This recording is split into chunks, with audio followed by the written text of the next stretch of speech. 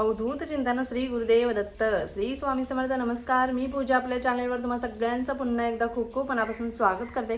तुमच्या सगळ्या इच्छा स्वामी महाराज लवकरात लवकर पूर्ण करत ही स्वामींची प्रार्थना करते व आजच्या आपल्या व्हिडिओला सुरुवात करते.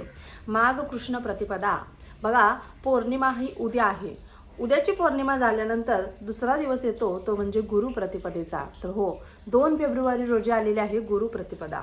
बघा, गुरु प्रतिपदा माघ म्हणजेच गुरु प्रतिपदा. तर गुरु प्रतिपदा या दिवशी आपल्याला दत्त महाराजांची सेवा करायची असते, उपासना करायची असते. तर का तर या दिवशी दत्त महाराजांनी आपले जे अवतार कार्य आहे ते संपवून शैल्यगमनास ते कर्दळवनामध्ये गुप्त झाले होते. बघा, त्यांनी त्यांचा देह ठेवला नाही मागे, ते गुप्त झाले होते. हे देखील शाश्वत सत्य आहे. अजूनही गाणगापूरमध्ये त्यांच्या निर्गुण पादुका आहेत. ते शैल्यगमन गाणगापूरमध्येच करणार होते, पण भक्तांवरचं जे प्रेम आहे, जी माया आहे, जी आपुलकी आहे, त्यामुळे त्यांनी कर्दळवनामध्ये गुप्त होण्याचा किंवा कर्दळवनामध्ये शैल्यगमन करण्याचा त्यांनी निर्धार केला होता आणि ते कर्दळवनामध्ये लुप्त झाले होते. त्यांनी त्यांचा देह मागे ठेवला नाही. तर या दिवशी आपल्याला गुरु प्रतिपदा ही जयंती या दिवशी आपल्याला साजरी करायची आहे. 2 फेब्रुवारी रोजी आपल्याला ही साजरी करायची आहे. बघा, दत्त महाराजांचे आपण दत्त संप्रदायात आलेलो आहोत. आपण खूप भाग्यवान आहोत की आपल्या हातून दत्त महाराजांची सेवा होते, आपल्या हातून महाराजांची स्वामी महाराजांची सेवा होते, नरसिंह सरस्वती महाराजांची सेवा होते. या दिवसाला अतिशय महत्त्व आहे आणि विशिष्ट म्हणजे या दिवशी गाणगापुरामध्ये भव्य दिव्य असा कार्यक्रम देखील केला जातो. म्हणजे भव्य दिव्य प्रकारे तिथे हा गुरु प्रतिपदेचा जो सण आहे तो साजरा केला जातो आणि भरपूर प्रमाणात भक्त तिथे गर्दी करत असतात.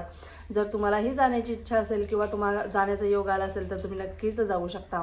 नाही तर आपण आपल्या घरच्या घरी गुरु प्रतिपदा हा सण कशा पद्धतीने साजरा करायचा, सेवा कोणकोणत्या करायच्या, त्याच पद्धतीने नैवेद्य किती दाखवायचे, कोणाकोणाला दाखवायचे, कोणता नैवेद्य करायचा व त्याच पद्धतीने आपण त्याच पद्धतीने असे कोणते अध्याय जे गुरु प्रतिपदेला आपण गुरुचरित्रातील पठण करायचे आहेत, हेच आजच्या व्हिडिओमध्ये पाहणार आहोत. त्यामुळे व्हिडिओ स्किप न करता शेवटपर्यंत पाहायला अजिबात विसरायचा नाहीये.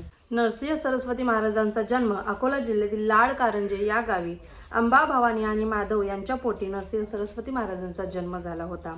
गुरुचरित्रात त्यांचे चरित्र अतिशय सुंदर प्रकारे वर्णन केलेले आहे.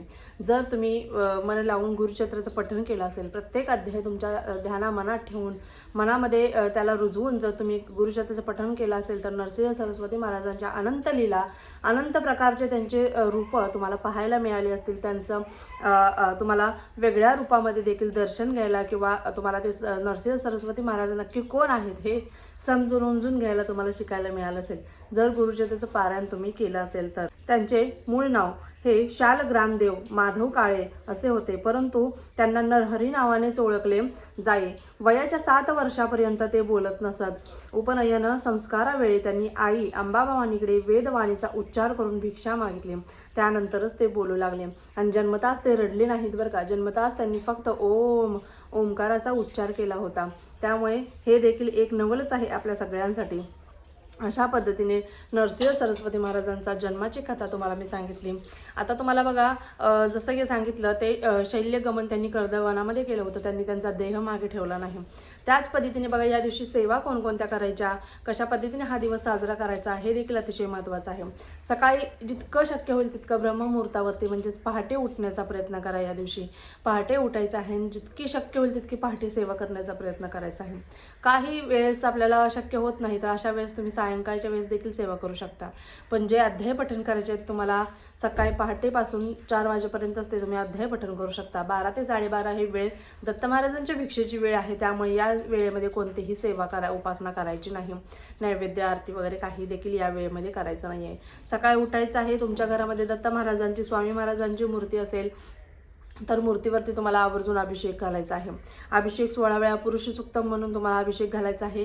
1 वेळा स्त्री सुक्तम बोला किंवा फक्त 16 वेळा पुरुष सुक्तम बोलून जरी अभिषेक घातला या दिवशी तर आवर्जून चालेल. नंतर त्यांना त्यांच्या जागेवरती स्थानापन्न करायचं आहे. त्यांना वस्त्र वगैरे परिधान करायचे आहेत. त्यानंतर त्यांना आवर्जून त्यांना जे फुलं आवडतात ते अर्पण करायचे आहेत. त्याच पद्धतीने नाही कोणते फूल शक्य तर पिवळ्या रंगाचं कोणतंही फूल त्यांना अर्पण करू शकता. अशा पद्धतीने व्यवस्थित आपण पूजा व्यवस्थित मांडून घ्यायची आहे किंवा पूजा करायची आहे. नंतर नैवेद्य कोणते करायचे बघा, या दिवशी गुरु प्रतिपदा म्हणजेच भरपूर लोक पूर्णाचा देखील स्वयंपाक करतात. आता भरपूर लोक असं देखील आहे. तर उद्या नव्याची पौर्णिमा आहे म्हटल्यानंतर उद्या देखील पुरणपोळी होणार आहे. तर परवा आम्ही काय करू, तर तुम्ही चपाती वरण भात जरी केला तर चालेल, फक्त त्याच्यामध्ये कोणत्याही भाजीमध्ये कांदा लसूण पडणार नाही याची तुम्हाला काळजी घ्यायची आहे. त्याच पद्धतीने जे घेवड्याच्या शेंगा आहेत, घेवड्याची भाजी देखील तुम्हाला करायची आहे. बघा घेवड्याच्या भाजीचा म्हणजेच तुम्हाला त्याची कथा देखील माहिती आहे.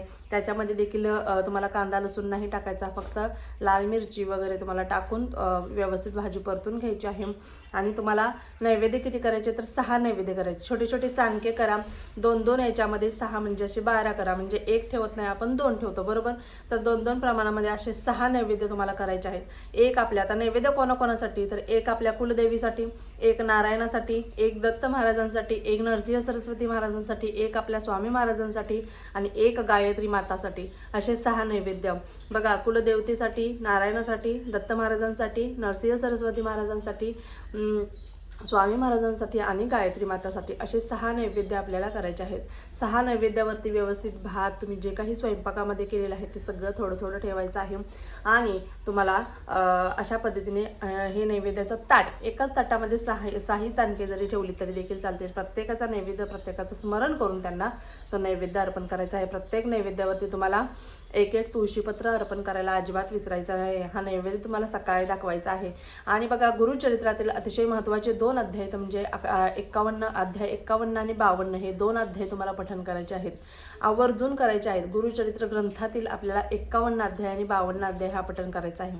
त्यामुळे हे अध्याय सकाळी 12 ते 12:30 ही वेळ सोडून सकाळपासून तुम्ही 4 वाजेपर्यंत कधीही पठण करू शकता. 4 नंतर तुम्ही हे अध्याय गुरुचरित्रातील अध्याय पठण करायचे नाहीत. गुरुचरित्र ग्रंथाचे काही नियम आहेत ते आपल्याला पाळायचे आहेत. त्यामुळे गुरुचरित्र ग्रंथातील आपल्याला 51 आणि 52 हे 2 अध्याय आवर्जून पठण करायचे आहेत या दिवशी. त्याच पद्धतीने बघा जो मंत्र दिलेला आहे आपल्याला, दिगंबरा दिगंबरा श्रीपाद वल्लभ दिगंबरा, दिगंबरा दिगंबरा श्रीपाद वल्लभ दिगंबरा, या मंत्राचा तुम्हाला नाम जप दिवसभर अखंड तुमच्या तोंडामध्ये ठेवायचा आहे.